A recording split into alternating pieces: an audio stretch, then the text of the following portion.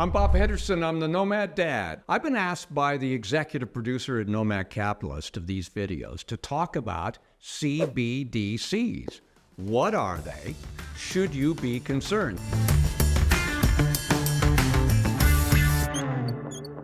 So I was sitting at a gathering the other day with somebody, and someone mentioned casually CBDC, and someone said, well, what's that? Which I can understand. Central Bank Digital Currency. And they're different from cryptocurrency, such as Bitcoin. Bitcoin is far and away it's almost like Kleenex, right? I mean, we just call crypto Bitcoin, although it's nowhere near the only crypto out there, but Bitcoin. So what is the difference? Well, first of all, I'll talk about the central bank digital currency. It's not crypto, it's a virtual currency. And it's backed by the central banks. So in the United States, that'd be the Federal Reserve. It's centralized, whereas Bitcoin is decentralized. So it's private, nobody knows you have it, whereas the CBDC would be on public platform. Now, the benefits for the proponents of the central bank digital currency, they say it would be convertible at par with cash. It would be as easy to use as using cash. You'd be able to make online and offline transactions, and at no cost to you, the end user. It would be secure. It would be instant. It would be resilient, and it would be 24/7 with lots of flexibility. So those are the advantages. One thing that I find really interesting, that maybe is an advantage, maybe it's a disadvantage, with a central bank digital currency, which is being rolled out around the world, at least on a test case basis, there would be no more fractional reserve banking. And this has been a big deal for over 110 years in the US. What is fractional reserve banking? In my view, it's what's gotten us into trouble. There is a reserve requirement of every bank. They must have a certain amount in reserves to remain solvent and be in compliance with the Federal Reserve. Typically, if they had, and this is kind of an average over time, if they had $1 on deposit in their bank, they would be able to loan out $8. So it's money that's created out of thin air. And of course, this is where they can get into trouble if the loans are bad and then end up going under and have to be rescued by the government through the FDIC, Federal Deposit Insurance Corporation, which came about in the 30s. But fractional reserve banking would go away, and I'm just questioning, with this fractional reserve banking, it's a way of putting a lot more money into the economy. If you only have to have $1 to loan out 8, and that other 7, in essence, is created out of thin air. So what would that do to the economy going forward? I don't know. I see a big issue being privacy. Because if the central banks control this, and that is in what I just discussed a few moments ago, they're going to know what you're doing. And this is, you've probably heard this before. Well, they know exactly what you're spending money on. And if they don't like what you spend money on, they can deny it. In China, there's a social credit score.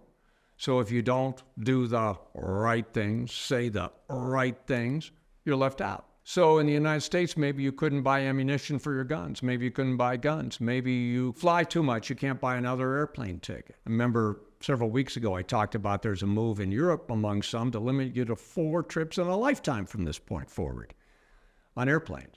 We don't like that. Well, you pick whatever they don't like.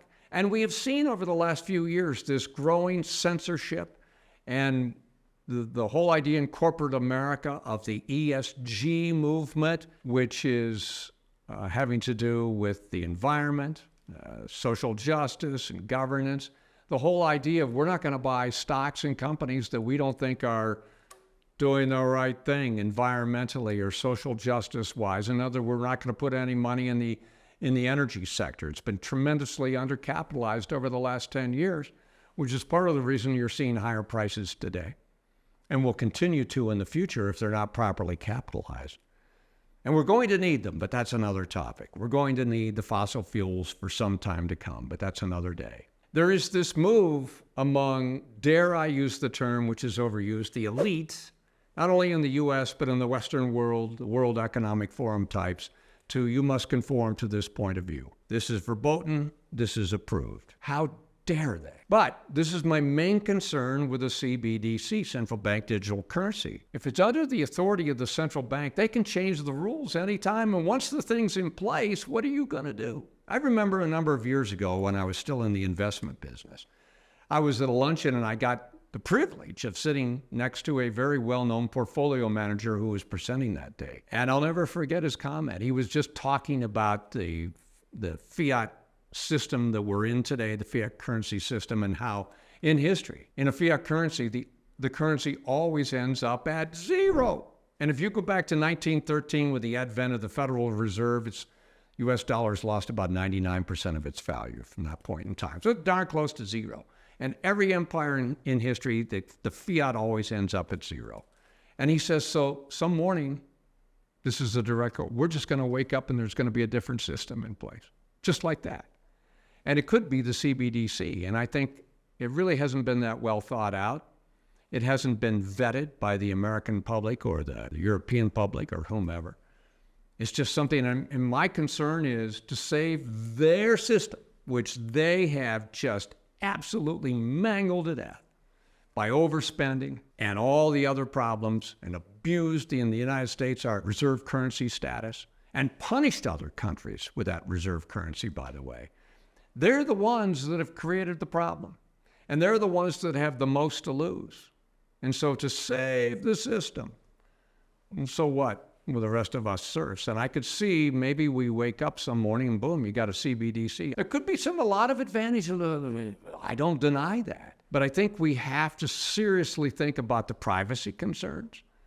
And we have to think about the fact that if it's controlled by the Federal Reserve, and if, technically they're not a part of the government, but let's face it, they're talking to the Treasury all the time about what to do. And you can't tell me that those people on the Federal Reserve or work at the Federal Reserve are not influenced, much like, say, Supreme Court justices. They read the newspapers. They want to get invited to the cocktail parties. They want to, they don't want to be shunned. I mean, come on. So they may move the thing in a way that is detrimental to the rest of us. This is my main concern. I think a lot of advantages are it's like technology. It's great. A lot of what's happened over the last 30 years with the internet and all the things we can do with our phones, it's all great, but there are privacy concerns.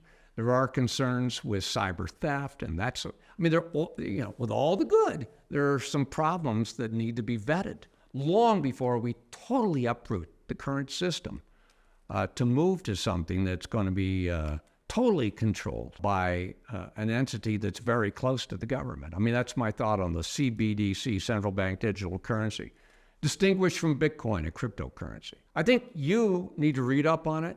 You need to get yourself involved, because maybe writing your congressman, your senator, showing up at various public forums. It's something that I hope just doesn't happen overnight. How do you get prepared?